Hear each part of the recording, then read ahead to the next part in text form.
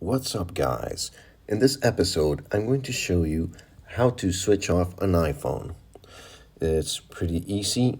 All you have to do is click two buttons at the same time. You're going to leave them pressed until a prompt shows up. So, let me show you how it is.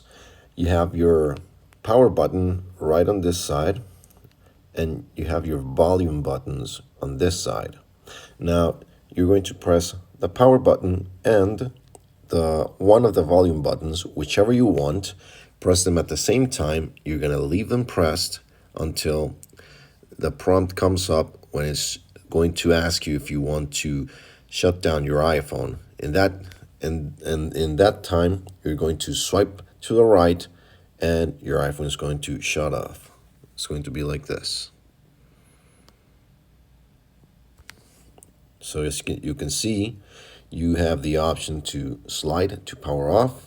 I'm not going to do it just right now because I'm recording, but once you slide that, your iPhone is going to power off. Okay, I'm going to hit cancel right now. Okay, enter my passcode. And that's it, guys. I hope you found this helpful, and I will see you on the next video. Cheers.